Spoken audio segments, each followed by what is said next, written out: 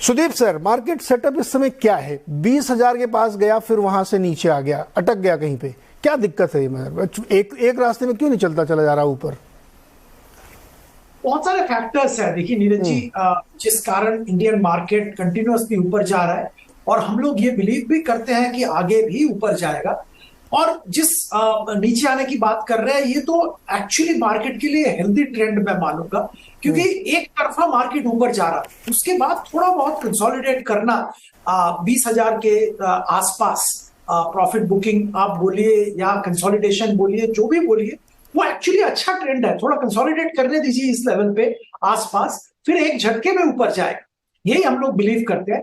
और जो factors market को ऊपर ले जा रहा है, उसमें सबसे बड़ा फैक्टर जो हम मानते हैं वो है जो बहुत तगड़ा लिक्विडिटी इंडियन मार्केट्स में आ रहा है। और ये लिक्विडिटी आ रहा है, दो तीन कारण है। एक तो सारा दुनिया भर में कोविड के टाइम और उसके थोड़ा पहले से ही अगर आप देखेंगे, जबरदस्त लिक्विडिटी जनरेट हुआ है। इसका कारण सेंट्रल बैंक्स ने ग्लोबली एक लूज मनी पॉलिसी अडॉप्ट किया था, और इसके कारण ओवरऑल लिक्विडिटी सिस्टम में बहुत बढ़ गया है, और ये लिक्विडिटी मार्केट में इवेंचुअली जरूर आएगा और आ रहा भी है। दूसरी बात है, इसमें भी एक एक आप कह सकते हैं एक्सीलेटर रख गया इंडिया में पैसा आने का।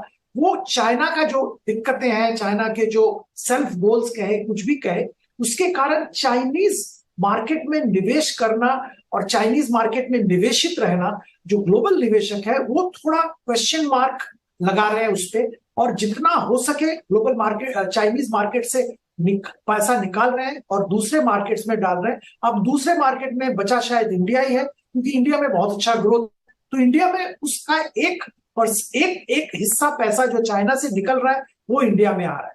तो और ग्लोबली जो इंटरेस्ट रेट का सिनेरियो है, वो सिनेरियो एक लेवल तक बढ़ने के बाद अब ऐसा लग रहा है कि इंटरेस्ट रेट धीरे धीरे शायद कम होगा। वो शायद बताना डिफिकल्ट है कि वो अभी से चालू होगा कि 6 महीना बाद चालू होगा, पर यह बात साफ है कि इंटरेस्ट रेट शायद ऑलमोस्ट पीक आउट कर गया है यूएस में और बाकी यूरोप में और यूके में भी, और आगे हम लोग देखेंगे इंटरेस्ट रेट थोड़ा थोड़ा करके शायद कम होगा। इस माहौल में ग्लोबल निवेशक जरूर इंडिया में जो ग्रोथ मोमेंटम है उसका फायदा उठाएंगे और इंडिया में पैसा डालेंगे। इसके साथ इंडिया के जो डोमेस्टिक फैक्टर्स है वो भी पॉजिटिव है। कॉर्पोरेट बैलेंस शीट स्ट्रांग हो गया है, कॉर्पोरेट रिजल्ट्स जिसके कारण अच्छे आ रहे हैं। मॉनसून अगर ठीक ठाक रहे और रूरल डिमांड अगर रिवाइव कर जाए, तो मैं तो ये समझूंगा कि सोने पे सुहागा हो गया, क्योंकि डोमेस्टिक फैक्टर्स भी तगड़ा हो जाएंगे और एक बाहर से जो लिक्विडिटी आ रहा है वो भी तगड़ा है। जी मनीष जी, ये बताइए कि यूएस में तो ब्याज दरें बढ़ ही रही हैं, एक झटका उन्होंने और दिया, लेकिन मार्केट इससे बेखबर तो मैं नहीं कहूँगा, उसको इसकी बहुत चिंता नहीं है शायद, क्योंकि उसने ये मान लिया कि अगर हमारी ग्रोथ आ रही है तो अगर थोड़ी ब्याज दर ऊंची हुई तो क्या फ़र्क पड़ता है। अब जीडीपी इतनी शानदार दिख रही है, कंजम्पशन शानदार दिख रहा है, तो शायद उनको कोई बहुत दिक्कत नहीं है। और जब भारत की तरफ हम देखते हैं तो ये हमको ऐसा कभी हमको ऐसा भ्रम होता है कि हमने डिकपल कर लिया अपने आप को। उनकी चिंता से हमें कोई फ़र्क नहीं पड़ता, हमारा मार्केट अपनी एक अलग धुन में चल रहा, जो भी सुदीप सर कह रहे थे कि अपनी एक अलग स्ट्रेंथ है जिस पे हम प्ले करते हुए दिख रहे हैं। तो क्या मेरी ये समझ सही कह रही है? और ये सेटअप जो बन रहा है मार्केट का, वो एक डिफरेंट टेंजेंट में बन रहा है, जहाँ पे बहुत ज़्यादा हम ग्लोबल की चिंता नहीं कर रहे हैं कि यूएस में ब्याज दरें बढ़ रही तो हम इधर घबरा जाएं, ऐसा है क्या? हाँ नीरज, एक्चुअली इंडिया मार्केट बहुत छोटा है रिलेटिव टू यूएस, और ये डीकपल वाला स्टोरी जो है वो इट नेवर प्लेज आउट है ना। वो बेसिकली जो बेटा, जैसे किसी भी एक स्टॉक में एक बेटा होता है कि निफ्टी कितना मूव करेगा, उसी तरह से इंडिया मार्केट के परफॉर्मेंस का जो बेटा है, जो अंडरलाइन ड्राइवर है, वो जनरली यूएस मार्केट ही रहते हैं। दुनिया के आधे मार्केट कैप में वो हैं और रिलेटिवली हमसे 7-8 गुना, 6-7 गुना इकोनॉमी है। तो एक्चुअली डीकपल होना वाला नैरेटिव जो है वो कभी भी हिस्टोरिकली ठीक नहीं रहा है। ये बात सही है कि यूएस मार्केट्स बहुत अच्छा कर रहे हैं पिछले 6-7 महीनों में। अपना दिसंबर जनवरी में ये डिस्कशन हुआ था, मैंने आप लोगों के सामने एक आर्गुमेंट पेश किया था कि शायद यूएस आईटी जो है वो बहुत ज्यादा मिसप्राइस कर दिया है हार्ड लैंडिंग को, और वहां सबसे अच्छा पैसा बनेगा। तो वो ऑलमोस्ट 40% ऊपर है। अब यूएस में इंटरेस्ट रेट्स मोस्ट प्रोबेबली ये अंतिम रेट हाइक था। इसके बाद में लाइकली ये है कि शायद 3-6 महीना तक तो रुके, लेकिन 2024 के अंदर as of right now market 100 basis point rate cut price कर रहा है, और अगले 2 साल के अंदर जो अर्निंग्स है वो अबाउट 15-17% अर्निंग का ग्रोथ प्राइस कर रहा है। तो एज सच बहुत खराब सेटअप इवन यूएस में नहीं है।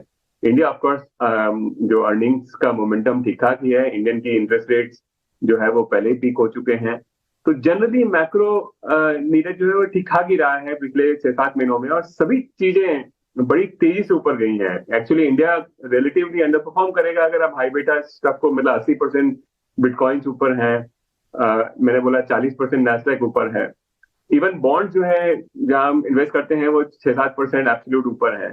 तो एक बहुत अच्छा इसको goldilocks conditions financial market के लिए होता है वैसा रहा है पिछले 6-7 महीने में। अब एक्चुअली क्या होगा कि जैसा मैंने अपने एक नोट में आपको भेजा था, कल भी लिखा कि हम एक्चुअली यूएस आईटी से अब एग्जिट कर रहे हैं, बिकॉज हमको लगता है कि वो 19.5-20 टाइम फॉरवर्ड अर्निंग के ऊपर वो महंगे हो गए हैं generally speaking, US S&P also और नैस्डैक ऑल्सो। और हिंदुस्तान एक्चुअली मार्केट के अंदर इतना हार्ड लैंडिंग वाला सिनेरियो कभी प्राइस ही नहीं किया था, इसलिए वो नीचे आया ही नहीं था, इसलिए इतनी बड़ी अपॉर्चुनिटी इंडिया के अंदर मिली भी नहीं जितना यूएस में मिली है। तो ये मोटा मोटी सेटअप मुझे बहुत ऊपर से देखता हूं तो लगता है। मनीष, क्या आप वहां रेट कट एक्सपेक्ट कर रहे हैं 2023 में? 2024 के अंदर नीरज की एक्सपेक्टेशन है कि 100 बेसिस पॉइंट के आसपास में रेट कट आएगा। मैं एक्चुअली काफी दिनों से काफी महीनों से इस नैरेटिव के साथ रहा हूं कि यूएस के अंदर हार्ड लैंडिंग का सिनेरियो की प्रोबेबिलिटी बहुत कम है, वो इकोनॉमी बहुत स्ट्रांग है। मैं वहां पे अभी 1.5 महीना था, कई सारे इंस्टीट्यूशनल क्लाइंट से मिला। जनरली एक छोटी सी बात बताऊंगा आपको कि वहां पे जिसे भी आदमी से मिलो आप फंड मैनेजर को, तो वो बहुत मंदी कराता है। इंडिया में किसी भी फंड मैनेजर से मिलो वो बहुत तेजी कराता है और वो मार्केट 40% ऊपर है, उन्होंने तहस नहस परफॉर्म दिया है पिछले 5 साल 10 साल के अंदर। लेकिन आप एवरेज मैनहट्टन में किसी से भी जाके मिलो, मतलब एवरेज बता रहा हूं मैं, वो बहुत मंदी कराते हैं। अच्छा, मोटी बात आपने मुझे रेट कट की पूछी, हालांकि कई लोग अभी भी बेरिश हैं इंटरेस्ट रेट्स पे। मैं खुद बहुत बेरिश था पिछले 1.5-2 सालों से। मेरा व्यू यह है कि रेटें पीक हो चुकी है यूएस के अंदर, और अगर जो ग्लोबल इन्वेस्टर है उनको टीएलटी या 10 साल 30 साल के बॉन्ड खरीदने चाहिए। मेरे ख्याल से 4.10 के आसपास में जो यूएस ट्रेजरी मिल रहा है वो मेरे ख्याल से एक बहुत अच्छी डील है। मनीष, बावजूद इसके कि वहां पे ग्रोथ रेट आप देख रहे हैं कि बियॉन्ड एक्सपेक्टेशंस है, अगर डॉलर थोड़ा सा वीक हुआ, रेट हाइक नहीं की इन्होंने, तो कमोडिटी बाउंस बैक कर सकती है, क्रूड ऊपर, फिर भी आपको लगता है रेट कट होगा? देखिए क्या है कि एक बहुत बड़ा फिस्कल डिस्ट्रीब्यूट हुआ था यूरोप यूएस, खास करके यूएस में बहुत बड़ा हुआ था। इवन इस साल जिसको प्राइमरी डेफिसिट हम लोग इकोनॉमिक्स के टर्म्स में बोलते हैं वो करीबन 4% है यूएस के अंदर। तो अभी भी फिस्कली यूएस जो है अपनी इकोनॉमी को स्टिमुलेट कर रहा है, वो इतना कंस्ट्रिक्ट कर नहीं रहा है। और एक्चुअली क्या है कि बहुत बड़ा नैरेटिव इंडिया है, कई सारे छोटे देशों में ये है कि जैसे कि हम लोगों ने है ना बहुत ऑर्थोडॉक्सी और फिजिकली ऑर्थोडॉक्स रहे, उसकी वजह से हम ज्यादा बेहतर हैं। एक्चुअली यूएस यूरोप सब अच्छा किए हैं। अब यूरोप के अंदर बहुत बड़ी एनर्जी क्राइसिस नहीं आती थी, तो शायद यूरोप भी उतना ही अच्छा करता था जितना यूएस किया है। तो बड़ी बात यह है नीरज की अब बहुत जो फिस्कल डिस्ट्रीब्यूट हुआ था, जो लोगों के बैंकों में अकाउंट में पैसे आए थे, वो धीरे धीरे ड्विंडल डाउन हो रहे हैं। तो हमारा ये मोटा असेसमेंट है कि जितना भी 2020-21 के अंदर पैसा कंज्यूमर के पास में आया था, वो जिस रेट पे वो आज खर्च कर रहा है उस रेट के आसपास में नवंबर-दिसंबर तक वो जीरो हो जाएगा। यानी कि जो एक्सेस सेविंग थी, जो एकदम सांता क्लॉज ने बांटी थी, वो खत्म हो जाएगी। तो अब उसके बाद में क्या है, घर इतने महंगे हैं, महंगाई एक्चुअली इतनी हो गई, तो इसलिए मेरा अब ये मानना है कि जनवरी-फरवरी के आसपास में यूएस एक सॉफ्ट पैच में घुस जाएगा। उसकी वजह से अब ये इंक्रीमेंटली, क्योंकि मार्केट हमेशा 6 महीने पहले प्राइस करता है, तो इसलिए मैंने ये लिखा अपने इन्वेस्टर्स को भी कि थोड़ा बहुत एग्जिट का माहौल बन रहा है। यूएस टेक महंगा भी है और जनरली यूएस है ना सस्ता नहीं बोल सकते हैं, इसलिए आप 10 साल यूएस ट्रेजरी में घुस जाओ इंस्टेड ऑफ यूएस टेक। अच्छा, एक बहुत इंटरेस्टिंग बात आपने कही कि वहां के जो फंड मैनेजर है वो हमेशा मंदी कराते रहते हैं। ये आप ये बात देख सकते हैं, गोल्डमैन सैक्स की रिपोर्ट पढ़िए, जेपी मॉर्गन की पढ़िए, टीजीबी की पढ़िए, सबने रिपोर्ट डाली, अरे बस गिरने ही वाला है। और फिर एक हफ्ते बाद नहीं अभी मुझे लगता है यहाँ से S&P 300 पॉइंट और चलेगा। ये तो एक्चुअली स्ट्रीट है नीरज, स्ट्रीट है। अगर आप एक जेन्युइनली मतलब जो वहाँ के पीएम्स हैं उनसे मिले हैं, जो बड़े एनीवेयर बिटवीन जो आदमी 10 से 200 बिलियन डॉलर के बीच में मैनेज करता है, आप जिससे भी मिले, और मैं 1.5 महीना में ऑलमोस्ट 20-22 दिन मैनहट्टन में था, मतलब जिससे भी मिलो आप, ये कमूमन हर आदमी यूएस पे मंदी में है, यूएस की पॉलिटिकल ड्रिफ्ट पे मंदी में है, यूएस की आउटलुक बहुत खराब है, हमारे यहाँ बहुत बड़ा हार्ड लैंडिंग हो जाएगा, तो मतलब एक अलग माहौल है वहां पे। उसी वजह से उस देश के अंदर बार बार इतनी बड़ी अपॉर्चुनिटीज मिलती है। वहां एकदम कुछ सेक्युलर, वो 30 से 25 ट्रिलियन डॉलर की इकोनॉमी है, लेकिन ऐसा माहौल जो अपने हिंदुस्तान में है कि हम मुझे लगता है कि हम लोग, हमारे जो फंड मैनेजर है भारत वाले, वो इसीलिए तेजी में रहते हैं कि उनको पता है कि ये जो बता रहे हैं ना कि मंदी मंदी, दरअसल ये तेजी में है, तो इसलिए हम लोग उनको पहले ही प्रियम्प्ट करके तेजी में रहते। प्रकाश जी, ये बात सही है, हमको पता है कि वो लोग गलत बोल रहे हैं, एक्चुअल वो तेजी में, तो इसलिए तेजी हम लोग पहले ही बोल देते हैं। आपके साथ सेटअप क्या है मार्केट का?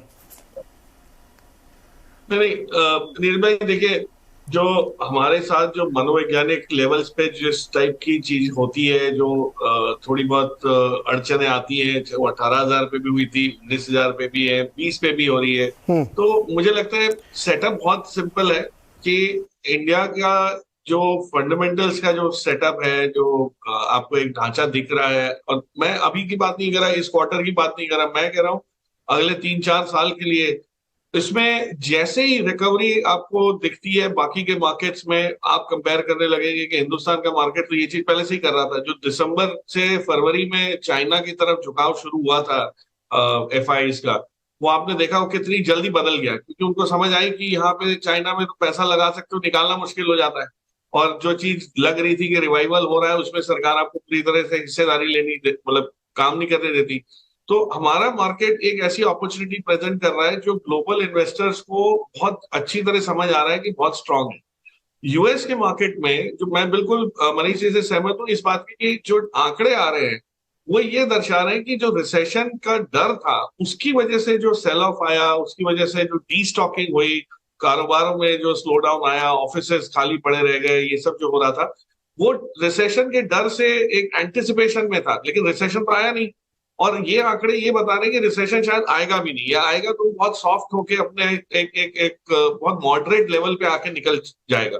जैसे ही आपका हॉलिडे सीजन, पीक सीजन वहां का शुरू होगा, छुट्टियों का दौर शुरू होगा, खर्चों का दौर शुरू होगा, आपको वापस कंजम्पशन आते हुए दिखेगा। लेकिन फर्क इस बार ये होगा कि यूएस मार्केट रिवाइव होगा, पैसा एफआईज का शायद वापस जाएगा भी हमारे यहाँ से, लेकिन हमारी कंपनीज के फंडामेंटल्स में कोई चेंज नहीं होने की वजह से जा रहा है। वो वहां पे ऐसा नहीं है कि हमारी कंपनीज की परफॉर्मेंस खराब है। आज आप बैंकों के रिजल्ट्स देखिए, आप पीएनबी का देखिए, बीओआई का देखिए, आप कैनरा बैंक देखिए, हर जगह आपको एक वो दिख रहा है, स्ट्रेंथ दिख रहा है कि पीएसयू बैंक्स ने जो काम किया वो वन ऑफ नहीं है, वो एक ट्रेंड सेट हुआ है जिससे इंप्रूवमेंट आपको आगे चल के दिखता हुआ समझ आ रहा है। कैपिटल गुड्स में देखिए, डिफेंस कंपनीज का देखिए, तो मुझे ये लगता है कि आपके पास बहुत सुनहरा मौका आएगा जहां पे एफआईज शायद अगर अगस्त सितंबर के महीने में यूएस मार्केट में जाने लगते हैं वहां के इंप्रूवमेंट को देखते हुए, तो हमको चीजें सस्ते में मिलेंगी, और उसके बाद जो चाल आएगी मार्केट की वो आपको बहुत अच्छी तरह रिवॉर्ड कर सकेगी। तो आपको एक अच्छा एंट्री का मौका मिल रहा है जो फंडामेंटली वीकनेस की वजह से नहीं है, बट लिक्विडिटी फ्लोज की वजह से है, और उसको उस मौके को ना छोड़ें, ये खास ध्यान रखना है। और हम लोग क्लाइंट्स को समझा रहे हैं कि आपने जो लिक्विडिटी क्रिएट की है या लिक्विडिटी आप क्रिएट कर सकते हैं अपने पोर्टफोलियो में ऐड करने के लिए, उसके लिए ये अगले 2-3 महीने बहुत बहुत ही उम्दा रहेंगे। सेक्टर रोटेशन होगा, वॉलेटिलिटी रहेगी, लेकिन एंड ऑफ द डे आपको ये महसूस होगा कि 6-8-12 महीने में ट्रेंड। तो प्रकाश, ये सितंबर अक्टूबर में ये मौका मिलेगा? अगस्त सितंबर में ये आपको यूएस मार्केट की स्ट्रेंथ पकड़ते हुए दिखेगा, और हमारे यहाँ से पैसा शायद वहां अच्छी खासा जो 3 महीने से इनफ्लो था वो हो सकता है थोड़ा सा आउटफ्लो में भी तब्दील हो जाए। मैं वही बार बार कह रहा हूँ कि वो आउटफ्लो को देख के घबराने वाली बात नहीं है, क्योंकि हमारे डोमेस्टिक इंस्टीट्यूशनल इन्वेस्टर्स के पास बहुत पैसा आता है एसआईपी के जरिए, तो वो बैलेंस भी हो जाएगा।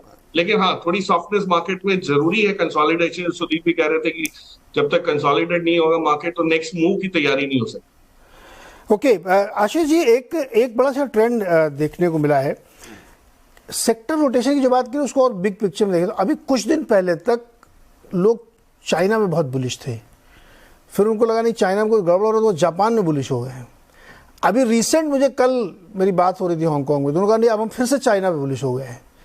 ये जो इतनी तेजी से लक्ष्मी जी चलायमान हो जाती हैं, हर तीसरे दिन उनका व्यू बदल जाता है कि आज चाइना, फिर जापान, फिर इंडिया, फिर वापस। अब देखो प्रकाश जी कहते अमेरिका जाएंगे अब, तो मतलब इसको पकड़ पाना बड़ा मुश्किल है।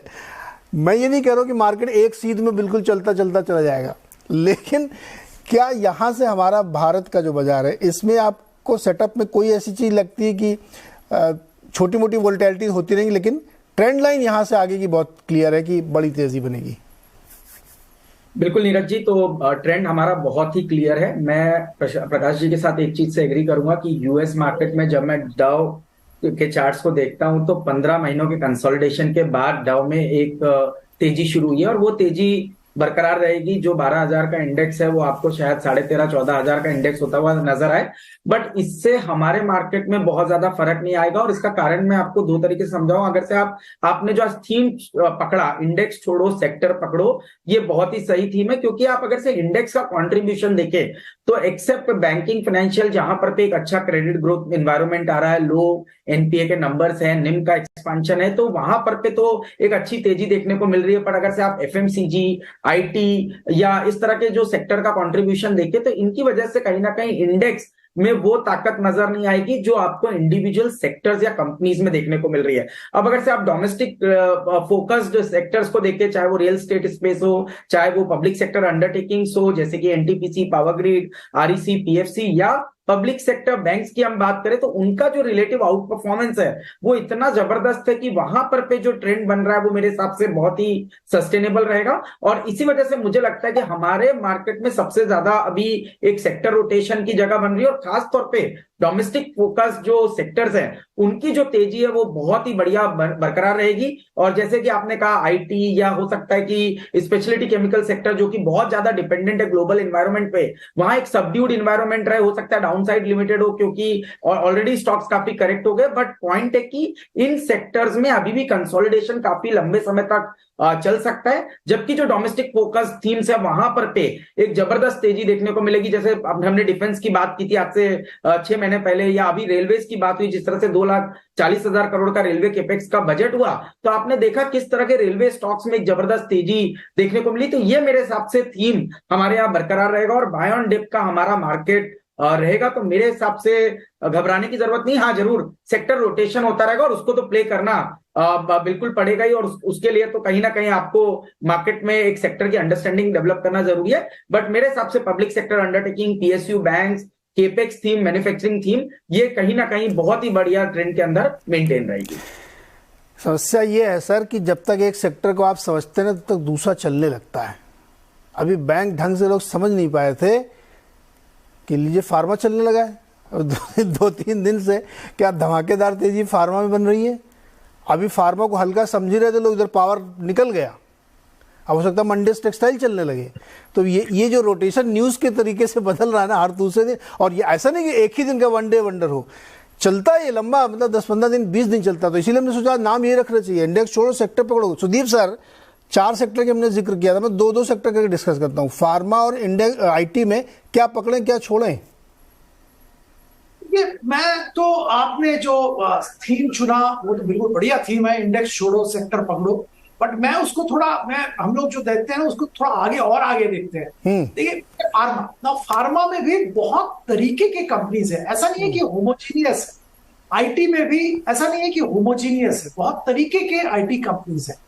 अब फार्मा की अगर बात करें तो हमारा व्यू करीबन पिछले 6-8 महीने से यही रहा है कि जो डोमेस्टिक फोकस्ड फार्मा कंपनीज है उनका परफॉर्मेंस अच्छा होगा ही, क्योंकि डोमेस्टिक फार्मा मार्केट में बहुत जबरदस्त ग्रोथ है, और ये ग्रोथ का फायदा जो कंपनीज डोमेस्टिक फोकस्ड है उनको मिलेगा।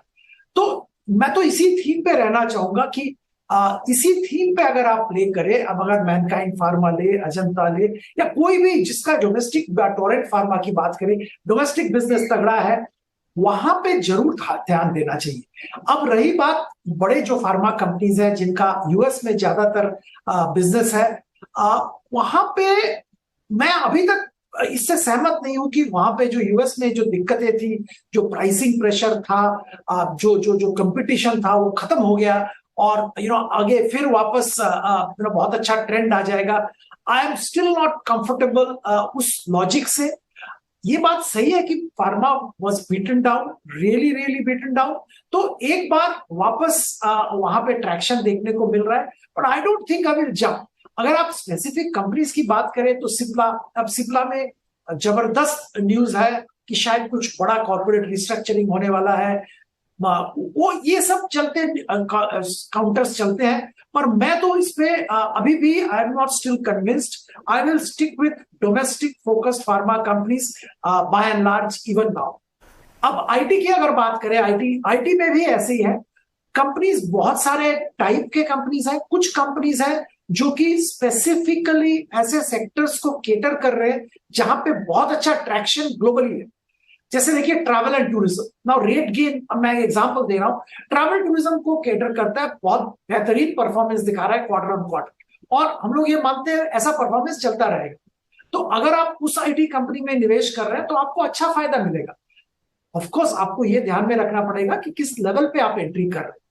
अगर आप कोफोर्ज की बात करें, वहां पे भी एक ट्रैवल टूरिज्म का वर्टिकल है जो जबरदस्त है। अगर आप एम्फेसिस की बात करें, एम्फेसिस में बीएफएसआई एक बहुत बड़ा हिस्सा है। अगर ग्लोबली बीएफएसआई में प्रॉब्लम है तो एम्फेसिस में भी शायद प्रॉब्लम आएगा। तो मैं ये मानता हूं कि आपको बहुत ही कंपनी स्पेसिफिक होना पड़ेगा, और ग्लोबली जो सेक्टर्स चल रहे हैं और या तो जो पॉकेट्स चल रहे हैं उसके साथ जिसका लिंक है उसी पे फोकस करना पड़ेगा आईटी। प्रकाश जी, मेरा एक सवाल ये है कि जो बात अभी सुदीप सर कह रहे थे कि डोमेस्टिक फार्मा वाले में रिस्क कम है, यूएस एफडीए का झंझट नहीं उतना ज़्यादा, और अपनी इंडस्ट्री की ग्रोथ है, मैनकाइंड फार्मा लिस्टिंग की बात से बढ़िया कर रहा है।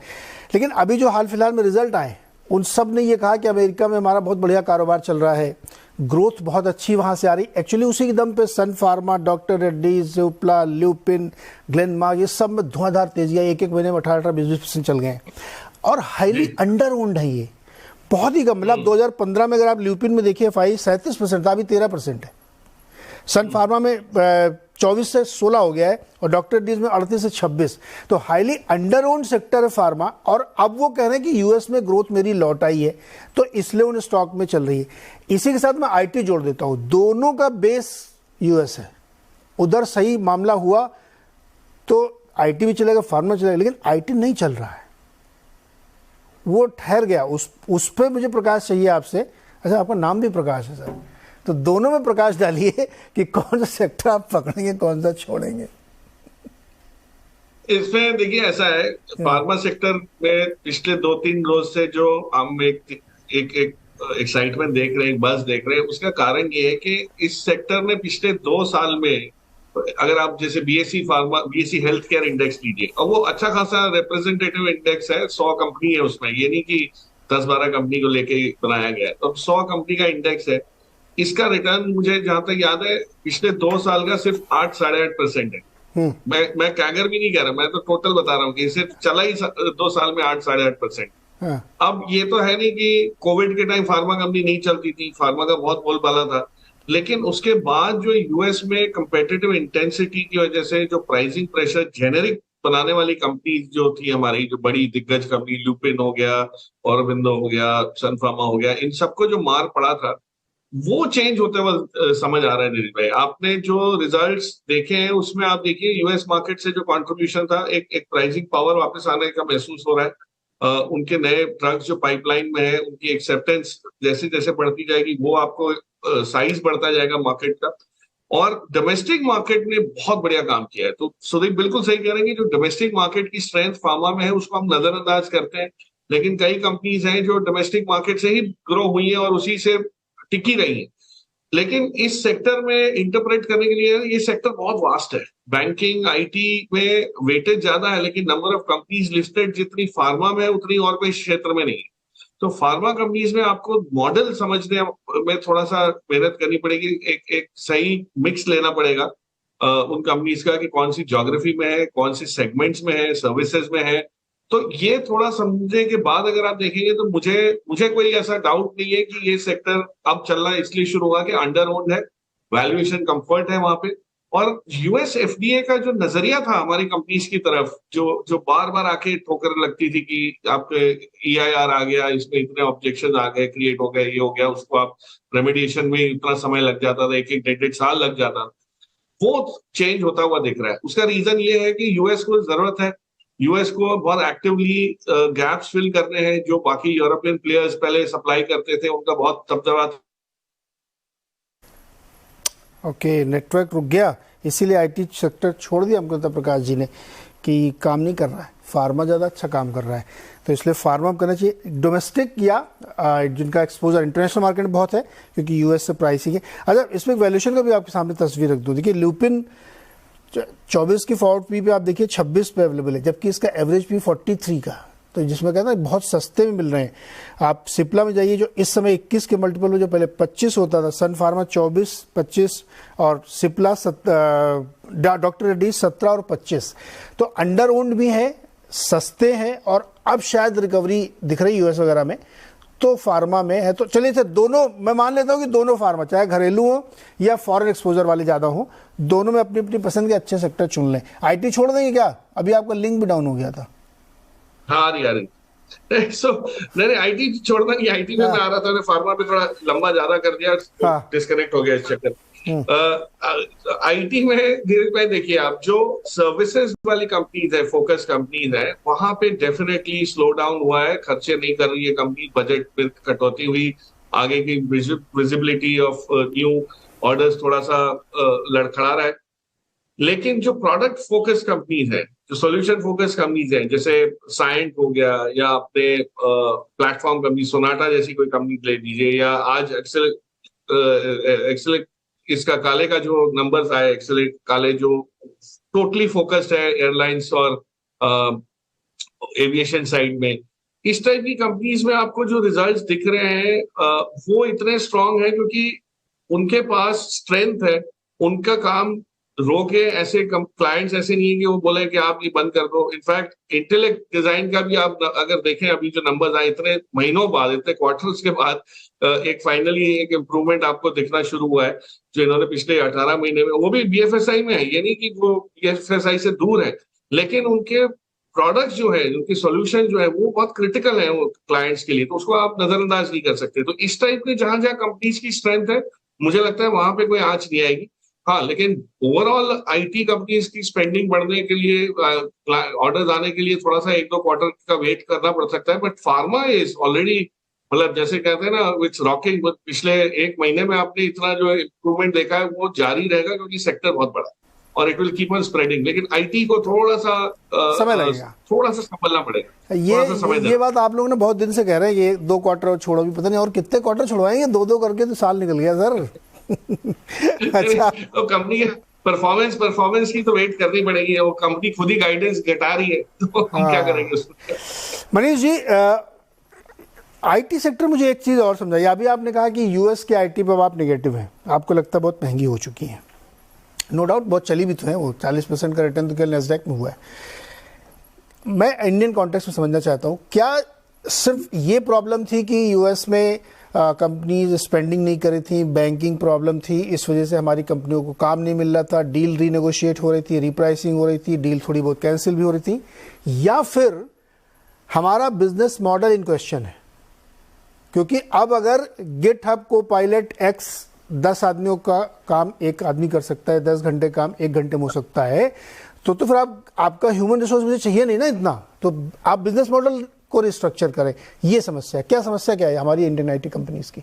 नहीं, तो मुझे लगता है नीरज जी की एक आम जो एनालिस्ट है मेरे जैसा या कोडर है, वो एक्चुअली बिकॉज ऑफ LLM से बहुत सारी जो दूसरी चीजें हैं, गिटहब जैसे आपने बताया, तो उसकी वजह से वो अपग्रेड हो गया है, तो उसकी एफिशिएंसी बढ़ गई है। तो ये एक्चुअली बैलेंस शीट्स के लिए बहुत अच्छा है, क्योंकि वो मेरे को लगता है कि अगर आईटी जो है वो एम्प्लॉय के लिए सनशाइन इंडस्ट्री नहीं रहेगा हिंदुस्तान में, है ना। मेरे को लगता है कि वो गवर्नमेंट के लिए भी एक सनशाइन इंडस्ट्री नहीं रहेगा, जो जिस तरीके से हर साल एक कोहोर्ट के अंदर सॉफ्टवेयर इंजीनियर को ये लोग रिक्रूट करते थे, वो नहीं होगा। लेकिन बैलेंस शीट के लिए एक्चुअली एक सनशाइन इंडस्ट्री बनेगा ये, बिकॉज बैलेंस शीट की बार्गेनिंग पावर जो है वीजा वी एम्प्लॉय, जो एक थोड़ा सा एक 21-22 के अंदर एक थोड़ा सा ट्विस्ट उल्टा आया था, वो एक्चुअली बढ़ेगा। एंड उसकी वजह से मेरे को लगता है कि अगर आप 5-10 साल का अगर व्यू ले रहे हैं, तो यूएस टेक हो, हालांकि उसके ड्राइवर्स दूसरे हैं, लेकिन इंडियन आईटी के पास में एक बहुत सिग्निफिकेंट मोट है यूएस, और यूएस की ग्रोथ के साथ में हम कंप्लीटली अलाइंड हैं। और एक ही एक ऐसी इंडस्ट्री है जिसके अंदर हमारा मोट जो है वो इंडिपेंडेंट है। अब जैसे फार्मा को देखिए, वो किस तरह की इंडस्ट्री है, मीनिंग आप 70-75% API जो है चाइना से खरीदते हैं। फिर कभी हर 2 साल में आकर के वहां के जो रेगुलेटर है जो पाक साफ बनना चाहते हैं और आपको 2-4 थप्पड़ मार के चले जाते हैं।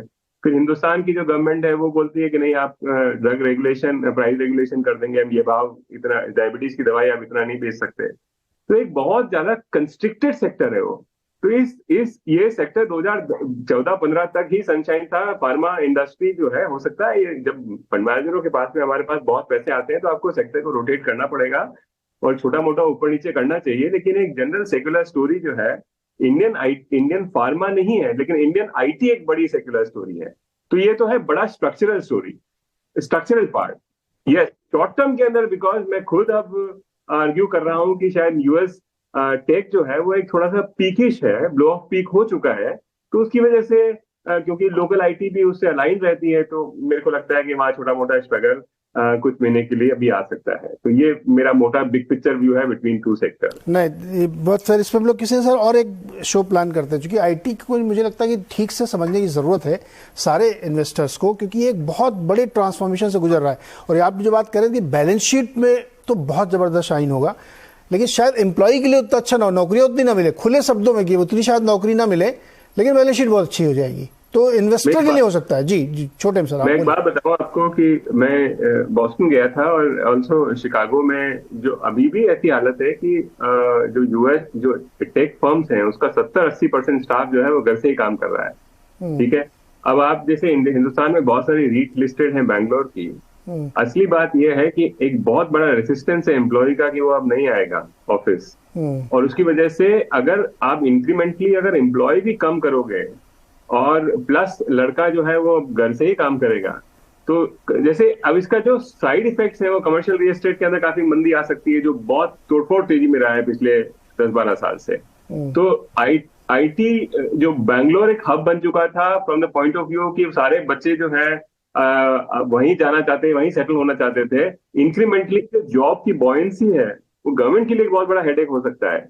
लेकिन मैं फिर से बात बता दूं कि एक एवरेज एनालिस्ट की तरह से या फिर एक IT फर्म के जो प्रमोटर से मैं बात करता हूं तो वो बड़े खुश हैं इस चीज को लेकर के कि एक अच्छा कोडर जो है वो एक्चुअली आप 2x से 10x के बीच में हो गया है।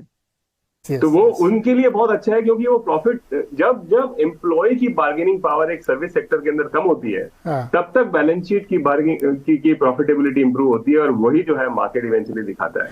ये एक्चुअली ये बहुत इंटरेस्टिंग चीज है। इसीलिए तो आपका वर्डिक्ट फिर इंडियन IT में लॉन्ग टर्म के लिए बहुत पॉजिटिव, और फार्मा आप फिलहाल उससे दूरी रखेंगे। आशीष जी, आपने कुछ खरीदा भी? इतनी जो बड़ी रैली 18-20% की फार्मा में हुई है। बिल्कुल। तो नीरज जी, जैसे हम लॉन्ग टर्म चार्ट्स की भी बात करेंगे कि 2015 में निफ्टी फार्मा था 14,000 का लेवल, और आज जब आप देख रहे हो 8 साल बाद तो वो है हार्डली 14,900 का। इसका मतलब है कि आपने कोई बड़ी तेजी नहीं देखी, और इस पीरियड में निफ्टी 9,000 का 19,000 हो गया है। तो हमें शॉर्ट टर्म की तेजी लगती है, जिसकी वजह से लगता है कि शायद कहीं मुंह मिस हुआ है या आगे जगह है कि नहीं, पर जगह बहुत है, क्योंकि आप ये समझेंगे कि ये करीब 8 साल के बाद अब आप जाके फार्मा में रिटर्न आपको बनना शुरू हुए, और इसके बनने के 3-4 बड़े रीजन है। एक तो रॉ मटेरियल के जो प्राइसेस है वो अब आपके स्टेबल होना शुरू हो गए, फ्रेट रेट्स जो है वो स्टेबल होना शुरू हो गए, US जेनरिक जो प्रेशर था, प्राइसिंग प्रेशर, वहां ईज आउट हो गया, क्योंकि आप देखिए 16% का हमारा वॉल्यूम ग्रोथ था US के अंदर में फार्मा एक्सपोर्ट का फॉर्मुलेशन साइड पे, पर 11% का आपका प्राइसिंग प्रेशर था, जिसकी वजह से जो नेट ग्रोथ आई वो 5 से 6% की आई। अब ये जो जेनरिक प्राइसिंग प्रेशर है 11% से ये आ गया है सिंगल लो डिजिट के अंदर में, जिसके चलते अब आपको US के जेनरिक साइड पे भी ग्रोथ देखने को मिलेगा। और जैसे कि हम बात कर रहे थे कि डोमेस्टिक साइड पे तो काफी अच्छा काम हम कर ही रहे थे, तो ओवरऑल हमें लगता है कि अब जो मार्जिन है वो आपको करीब जो आज 20-22% की मार्जिन फॉर्मुलेशन साइड पे है, वहां पे 150 से 200 बेसिस पॉइंट का जंप देखने को मिलेगा, और जिसके चलते मुझे लगता है कि मार्जिन एक्सपेंशन आपको फार्मा कंपनीज में देखने को मिलेगा। सेकंड, आपने ऑलरेडी बताया कि किस तरह से वैल्यूएशन काफी कंफर्टिंग है इस समय पर पे फार्मा कंपनीज के। और तीसरी बात है कि क्या ये सब चीज मार्केट लाइक कर रहा है, जिसको हम टेक्निकल से समझने की कोशिश करते हैं, और जो हम बता रहे हैं कि 8 साल के बाद फार्मा इंडेक्स नए ऑल टाइम हाई पे आ रहा है, तो इसका मतलब है नया इंटरेस्ट इस पूरे स्पेस में बन रहा है, तो जिसके चलते मेरा मानना है कि फार्मा कंपनीज में अच्छी तेजी आपको देखने को मिलेगी। वर्सेस अगर से हम आईटी देखें तो आईटी में कंसिस्टेंटली आपको दबाव देखने को मिल रहा है, क्योंकि डिस्क्रिशनरी आईटी स्पेंडिंग ऑब्वियसली बहुत प्रेशर में है। और अगर से आप एक टिपिकल आईटी बजट देखें तो 20% से 25% का जो आईटी बजट होता है वो डिस्क्रिशनरी स्पेंडिंग की तरफ होता है, और वहां पर पे काफी मार इस समय हमें देखने को मिल रही है। तो इस एनवायरनमेंट में कोई बहुत बड़ा पैसे का फ्लो आईटी के large cap sector, large cap stocks के तरफ नहीं जाएगा। मिड कैप कंपनीज काफी है, जैसे कि अभी बात चल रही थी, बिरला सॉफ्ट हो गया, न्यूजेन हो गया, या इंटेलेक्ट जैसी कंपनी हो गई प्रोडक्ट में, या ईआरएनडी के अंदर में केपीआईटी जैसी कंपनीज है, इनके अंदर ट्रैक्शन बना रहेगा। बट लार्ज कैप आईटी में मुझे लगता है कहीं ना कहीं दबाव की स्थिति या कंसोलिडेशन की स्थिति इस समय पे देखने को नजर आएगी। ओके, तो दोनों सेक्टर में स्थिति बिल्कुल साफ है। फार्मा अभी डार्लिंग है और आईटी से थोड़ा सा दूरी रहेगी अभी, क्योंकि उसकी तस्वीर क्लियर नहीं है कि वो कैसे अपने को आगे बढ़ा चाहिए। और ये सब मैनेजमेंट को भी नहीं पता, हम लोग को तो छोड़ो, उनके मैनेजमेंट को नहीं पता कि अगले 1 महीने गाइडेंस नहीं दे पा रहे हैं तो हम क्या देंगे। तो इसलिए आईटी में थोड़ा सा अभी वो है, लेकिन अगर बहुत लंबा आपका नजरिया है तो फिर आपके लिए आईटी। तो अपनी अपनी रिस्क प्रोफाइल के हिसाब से अपना सेक्टर चुने। Verdict is out. छोटा सा एक ब्रेक के बाद 2 और महत्वपूर्ण सेक्टर हैं, एक पावर और दूसरा एफएमसीजी और कंजम्पशन, इस पर बातचीत होगी।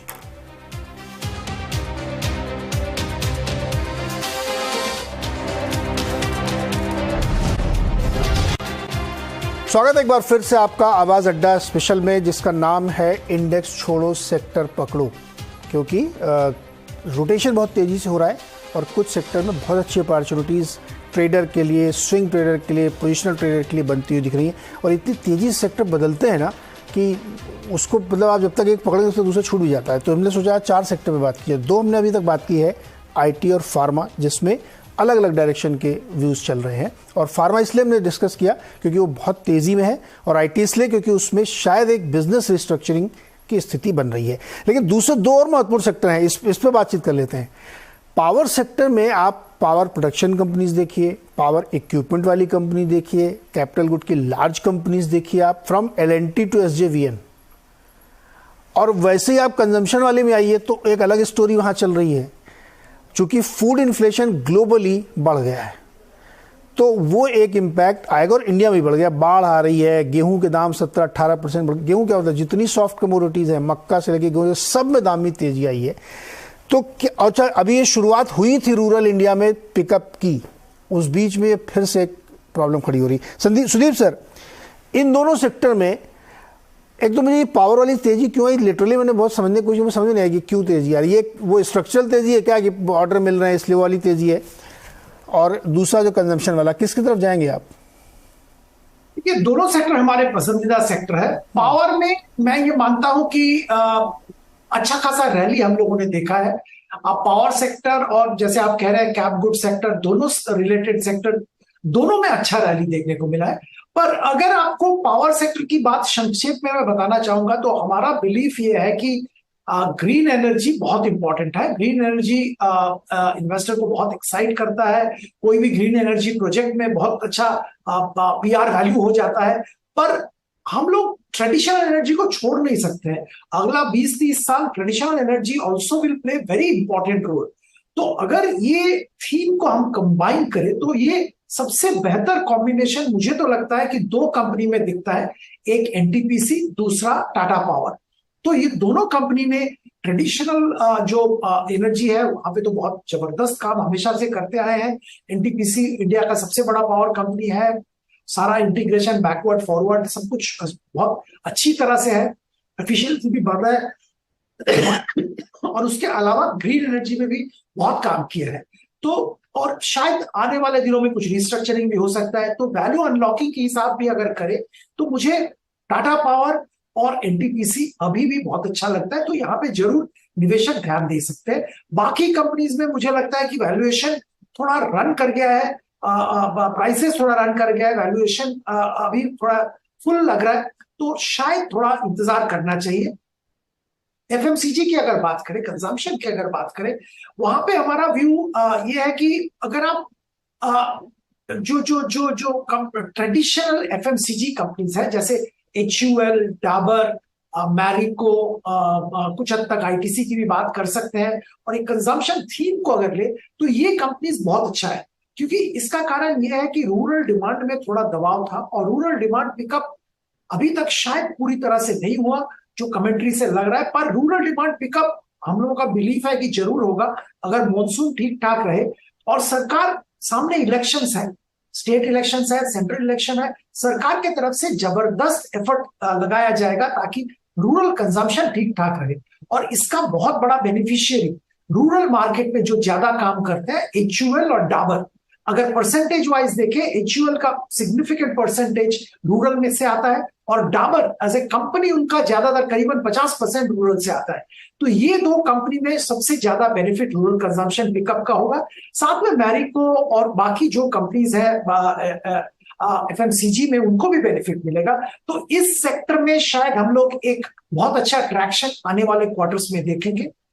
कंज्यूमर ड्यूरेबल्स में मैं ये कहूंगा कि थोड़ा सतर्क रहना चाहिए। और कंज्यूमर ड्यूरेबल में वो दिख रहा है कि पिकअप नहीं हो रहा है। अगर आप हैवेल्स और पॉलीकैब का रिजल्ट कंपेयर करें, पॉलीकैब में बेहतरीन रिजल्ट आया, हैवेल्स में नहीं आया। कारण पॉलीकैब में जो केबल्स और वायर्स करीबन 90% है और हैवेल्स में वो कम परसेंटेज है और कंजम्पशन जो कंज्यूमर ड्यूरेबल ज्यादा है।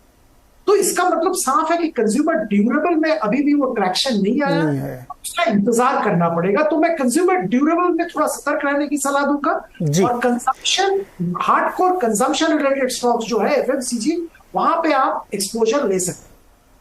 बड़ा इंटरेस्टिंग फैक्ट है सर, आपने ये इस तरफ इशारा दिलाया। जैसे कि मुझे लगता है कि अब लोग, मतलब ज़्यादातर लोग अब 2 बार मंजन करने लगे हैं, इसलिए कॉलगेट के रिजल्ट बहुत अच्छे आए हैं लेकिन नेस्ले के नहीं अच्छे आए, है ना। ये आप बहुत फ़र्क देखिए।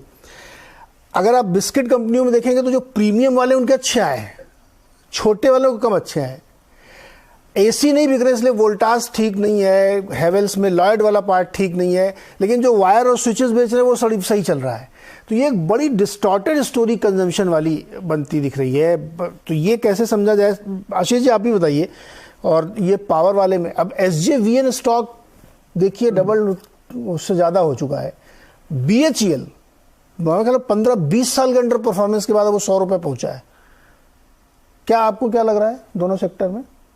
तो इसमें 2 चीजें, एक तो फंडामेंटली क्या चेंज हो रहा है और दूसरा है कि एक अंडर ओनरशिप का भी मार्केट में फर्क आता है। तो जब बाजार में बड़ी तेजी आती है तो जहां पर पे भी रिटर्न नहीं बन रहा है वहां हर जगह एक तरीके से पैसे का फ्लो आता है और उसकी वजह से रिटर्न बनता है। बट उन सेक्टर्स या उन कंपनीज के ऊपर बात करना हम अवॉइड करेंगे। हम वहां बात करेंगे जहां पर लिटरली हमें लगता है कि फंडामेंटली बड़े चेंजेस हो रहे हैं और उसका रिप्रेजेंटेशन बाजार कर रहा है। तो NTPC हमारी भी एक टॉपिक है इस पूरे स्पेस के अंदर। और हमको समझना होगा कि आप पब्लिक सेक्टर अंडरटेकिंग के इंडेक्स को देखिए जो पिछले 11-12 साल कंसोलिडेशन किया, जिसने 2009-10 के बाद आपको रिटर्न जनरेट नहीं किया। 9-10 के बाद से लेके आज अगर से 2023 में हम बात कर रहे हैं तो 13 साल के बाद अगर से कोई इंडेक्स में तेजी आना शुरू हो जाए और उसके टॉप जो कंट्रीब्यूटर्स हैं जैसे कि NTPC, power grid, REC, PFC जैसे स्टॉक, तो इनमें तेजी देखने को मिल रही है। अब इस तेजी के 2 कारण है। एक तो पीक पावर जो शॉर्टेज है वो आपका बढ़ रहा है, जिसकी वजह से आप देख रहे हैं कि टैरिफ में हाइक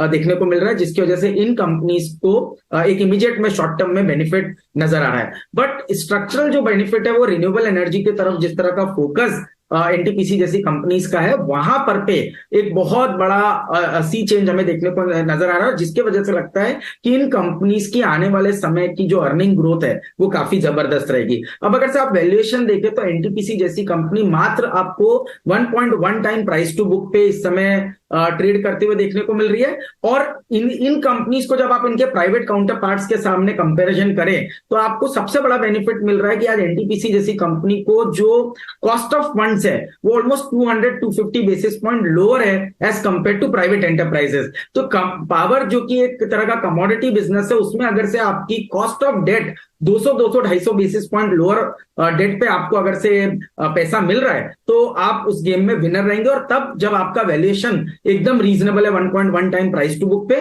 तो इस तरह का वैल्यूएशन के जगह पे आपको री-रेटिंग देखने को मिल रही है। और जैसे मैंने कहा कि ultimately market has to tell that we are going to reward a particular sector, और वो दिख रहा है क्लियरली जब 12-13 साल के कंसोलिडेशन के बाद NTPC जैसे स्टॉक निकल रहे हैं। तो मुझे लगता है कि इस तरह के स्पेस में एनटीपीसी हो गया, पावर ग्रिड हो गया, आरईसी, पीएफसी जैसे स्टॉक हो गए, या प्राइवेट सेक्टर में सीमेंस, एलएनटी जैसी कंपनीज है, ये बड़े बेनिफिशियरी रहेंगे इस सेक्टर के अंदर में री रेटिंग के चलते। तो हमारा तो मानना है कि ये सेक्टर अभी चालू है और आने वाले एटलीस्ट 6 से 12 महीने इनमें अच्छी तेजी देखने को नजर आई। ओके, तो ये रायबन्नी अच्छा इकोनॉमी के ना दो बैरोमीटर मैं देखता हूँ। जो मुझे लगता है पावर कंजम्पशन कितना हो रहा है, बहुत डिमांड बढ़ती है पावर की, इसका मतलब चक्का चल पड़ा इकोनॉमी का हर तरीके से, वो रिन्यूएबल और थर्मल और सब मिला के कर लीजिए। वैसे टैक्स कलेक्शन अगर बहुत बढ़ रहा है तो उससे भी लगता है कि टैक्स आदमी तभी देगा जब कमाएगा। तो दोनों इंडिकेटर भारत में इस समय बड़े स्ट्रांग है। लेकिन प्रकाश जी,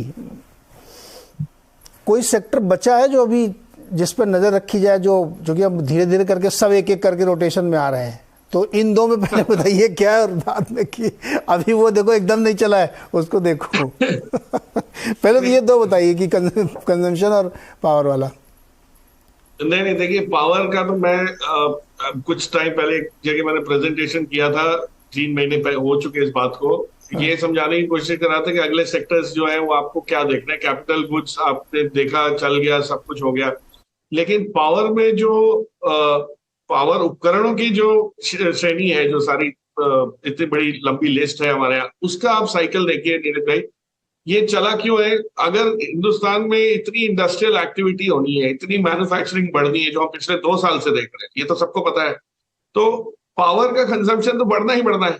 इतने सारे नए कंस्ट्रक्शन, इतनी नई कंस्ट्रक्शन हाउसिंग की हो रही है, तो केबल तो लगनी है, मीटर लगने ही लगने हैं। और जो सरकार ने एक चीज की है, जो स्मार्ट मीटरिंग का जो प्रोजेक्ट शुरू किया है, ये इतने सालों, पिछले 25 सालों में हमने कोई सीरियस अटेम्प्ट देखा नहीं। लेकिन एसईबीज की, जो स्टेट इलेक्ट्रिसिटी बोर्ड्स के जो हालात थे, उसको सुधरते हुए देखा, सुधारा। अब सुधरने के बाद उसको कायम करने के लिए आपको स्मार्ट मीटर्स लगाने पड़ेंगे, नहीं तो चोरी होगी तो वापस वही हाल हो जाना था। सो ये जो चीजें हो रही है, टीएनडी लॉसेस को कम किया जा रहा है, स्मार्ट मीटरिंग आ रही है, और जो सुदीप जी कहते हैं रिन्यूएबल्स में जो पहली बार हम लोग का स्केल आया है। आप यकीन नहीं करेंगे, हम लोग सोलर की बातें करते रहते थे, आज सोलर से ज्यादा विंड पावर पे फोकस आ गया है। तो जो, और उसके बाद कुछ दिनों बाद हाइड्रोजन की बातें करने लगेंगे। तो पावर क्षेत्र में जो हम लोग ने जो काम किया है वो इतना सराहनीय है। विश्व के स्तर पे अगर देखें, वैश्विक स्तर पे भी सबसे ज्यादा डीकार्बनाइजेशन वाला जो मूव है वो हिंदुस्तान की मार्केट ने किया है, हिंदुस्तान की सरकार ने करवाया है। सो ये चीज बहुत सीरियस है, और पावर को अफोर्डेबल बनाना, उसको ग्रीन बनाना, उसको लास्ट माइल तक ले जाना, इसमें सभी चीजें चलनी है। तो आपका चाहे वो टीडी पावर हो गया, भारत बिजली हो गया, अपार इंडस्ट्री हो गया, ये सभी कंपनीज के आप स्टॉक्स देखिए तो ये पिछले 1 साल में शायद डबल से ज्यादा हो गए। कारण ये है कि ये ट्रेंड चेंज हो रहा है। तो अभी भी ये और इसको आप रोक नहीं सकते। पावर की खपत घटेगी, ये तो कोई बोलेगा नहीं आपको कि या कोई मानेगा नहीं आपसे। तो पावर में ये है कि अच्छी कंपनी जिनकी बैलेंस शीट अच्छी है वो स्केल अप करती जाएंगी, स्मॉल कैप से मिड कैप से लार्ज कैप बनते जाएंगी। सो वहां पे तो कोई संदेह ही नहीं है। ऑफकोर्स पीएसयूज उसमें बहुत बड़े एक श्रेय उनका भी रहेगा, जो एनटीपीसी, पावर ग्रिड, आरईसी, वो सब रहेगा। कंजम्पशन का जो थीम है, एक बहुत इंपॉर्टेंट चीज ये बोलना चाहूंगा कि इसमें हम लोग ने रूरल इकोनॉमी को स्लो होते देखा, लेकिन जब वहां तेजी आएगी इतनी बारिशों के बाद और इतना पानी अवेलेबल होने के बाद, और जो फूड प्राइसेस हैं, जो कमोडिटी, एग्री कमोडिटी के प्राइसेस हैं, आप ये सोचिए कि एग्री कमोडिटी के प्राइसेस रहे तो कितना पैसा इस सेक्टर में इनकम के तौर पे ट्रांसलेट होगा। और वो इतना बड़ा है, वो इतना बड़ा है, और उसको सब कंजम्पशन में ट्रांसलेट होते हुए आप देखेंगे। पर उसको हो सकता है ये पोस्ट मानसून आपको दिखे, जुलाई सितंबर के फेज के इसके लिए थोड़ा इंतजार करना पड़ेगा, और फेस्टिवल सीजन भी तब तक आ जाएगा तो उसमें थोड़ी और रौनक आएगी। मनीष सर बताइए, आपको क्या पसंद है? Short and sweet. तो नीरज, एक्चुअली पावर में जनरली एनर्जी में सेक्युलर बुलिश व्यू है अगले लंबे समय तक का, ग्लोबल एनर्जी इंक्लूडेड। कैपेसिटी जिस स्पीड से ऐड हो रही थी इंडिया में, दुनिया में, because of lot of climate change conservation हो नहीं रही है। ईएसजी का जो एक बहुत बड़ा जिनी था मार्केट के दिमाग में, फंड मैनेजर्स के दिमाग में, वो थोड़ा सा डाइल्यूट हो गया है। तो इन जनरल कई सारे लोग अब रेडी टू इन्वेस्ट इन पे प्राइस है। तो एक जनरल मेरा व्यू ये है कि इस तरह के सेक्टर्स बहुत अच्छा परफॉर्म करते नहीं है, लेकिन मेरे को लगता है कि अगला 5-10 साल एक सेक्युलर स्टोरी इंडियन पावर में भी बन सकता है, खास करके क्योंकि सारे जो बिजनेसेस हैं, बड़े बिजनेसेस हैं, उनका एक्सेस ऑफ रिसोर्सेज काफी अच्छा है हिंदुस्तान में। तो वो एक बड़ा पावर का व्यू है। रिलायंस उसका बहुत बड़ा पार्ट है, लेकिन वो अब it's not a power company, उसमें बहुत सारी चीजें हैं, तो उस हिसाब से आदमी को देखना चाहिए। जहां तक कंजम्पशन का बात है, एक्चुअली क्या है कि 2005 से 2015 तक हम 10% से HLL हो जाए, नेस्ले हो जाए, कोलगेट 10% से ग्रो करते थे वॉल्यूम, अब 4% से ग्रो करते हैं। ठीक है, इनका एबिडा, इनका ग्रॉस मार्जिन मोटा मोटी 50% ही रहा है, लेकिन एबिडा मार्जिन बहुत बढ़ गया है। उसी वजह से मार्केट कैप ठीक ठाक मूव हुआ है। एबिडा मार्जिन बढ़ने का रीजन कई सारे हैं। थोड़ी सी प्राइसिंग पावर इंप्रूव तो हुई है, लेकिन खास करके एड एक्सपेंड वगैरह बहुत कम हो गया है। लेकिन अगर अगेन लंबे समय के लिए, क्योंकि टिपिकल इक्विटी इन्वेस्टर को थोड़ा लंबा सोचना चाहिए, मेरे को नहीं लगता है कि इन वैल्यूएशंस के ऊपर इस बिजनेस के अंदर बहुत कुछ इन्वेस्टर खरीद पाएगा। बहुत महंगे हैं हमारे HLL 50 टाइम FY25 पे ट्रेड हो रहा है, उसमें पापा जो है वो 15-17 टाइम पे हो रहा है। सेम थिंग कोलगेट जो है वो 35 टाइम पे हो रहा है वर्सेस 20 टाइम या 17 टाइम ग्लोबल में। तो जब आपके टोटल आपका वॉल्यूम ग्रोथ ही 3-4% ही रह गया है, और काफी समय से 17 के बाद, तो फिर इतने वैल्यूएशन कैसे जस्टिफाई करेंगे आप? ये बहुत इंटरेस्टिंग पॉइंट है। तो मतलब कुल मिला के ये है कि FMCG और IT से फिलहाल दूरी रखनी चाहिए, और ये जो 2 सेक्टर है, पावर और फार्मा, डोमेस्टिक पसंद हो या इंटरनेशनल वाला, वहाँ पे आपको भी पैसे इसमें बन सकते। तो ये 4 सेक्टर और मार्केट सेटअप आपने आज समझ लिया। अब देखते हैं अगली बार कोई और नया सेक्टर निकल के आया तो हम लोग उस पर भी चर्चा करेंगे।